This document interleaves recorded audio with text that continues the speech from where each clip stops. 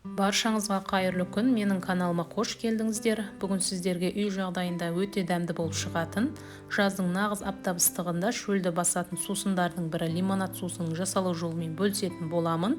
Сусынды спрайтпен қарапайым жолмен дайындайтын боламыз. Менің алдағы уақытта рецепттерімді жіберіп алмас үшін арнама тіркеліп кетуді ұмытпаңыздар. Видеоның соңына дейін көріп, менімен бірге болыңыздар. Біз екі түрлі лимонад дайындайтын боламыз. Бірінші сіздерге малина мен лимон қосылған лимонадтың түрін көрсететін боламын. Ең алдымен бір дана лимонды алып, қабығын осылай ашып аламыз.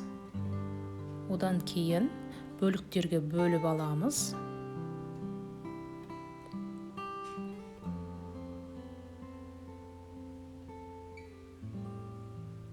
Оны бір ыдысқа салып, үстінен мята және де малинаны салып аламыз. Енді жақсылап блендермен айландырып аламыз. Және де осы жерде блендермен езу барысында үстінен кішкене қант қосып езіп жібереміз, араластырамыз. Мінекей біздің массамыз дайын болды. Енді осы езіп алған массамызды ыдыс-ситадан өткізіп алатын боламыз. Осылай бөлек ыдысқа өткізіп алсаңыздар да болады. Мен алдын ала осылай өткізіп, кейін сусын дайындайтын ыдысымызға құйып, үстінен спрайтты құйдым. Ал енді дайын болған сусынымызды стаканға құйып, дастарханға ұсына берсек болады. Лимонадымыз осындай дайын, өте дәмді, керемет болып шығады. Енді мен сіздерге келесі лимонадымыздың түрін көрсететін боламын. Ол үшін бізге бір дана апельсин қажет болады. Осылай кішкене бөліктерден алып қалып, кейін стаканға болмаса сусын дайындайтын ыдысымызға сәндік үшін салып жіберсек болады.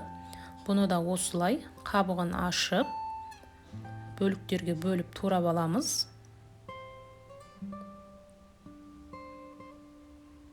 Арасында сүйектерін осылай алып тастаңыздар.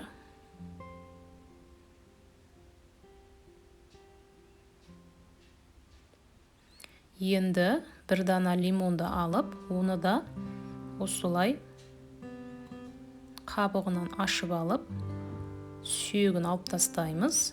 Енді майда бөліктерге бөліп, жаңағы апельсиннің үстінен салатын боламыз.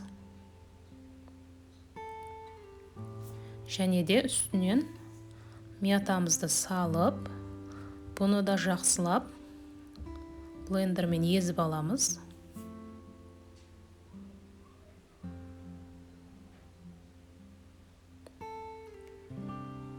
Мінекей көріп тұрғандарыңыздай, осындай масса болып шығады.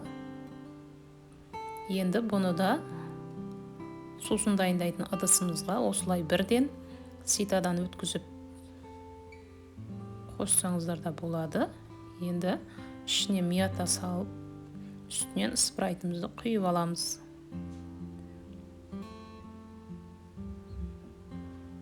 Көбігін кетіру үшін осылай араластырып жіберсеңіздер де болады. Енді сусынымызды стакандарымызға құйып, дастарханға ұсына берсек болады. Дәмі өте керемет, нағыз жаздың аптап ыстығында дайындап ішсеңіздер болады. Сіздер де дайындап көріңіздер. Менің видеоларым ұнаған болса, арнама тіркеліп, қоңыраушаны басып қоюды ұмытпаңыз.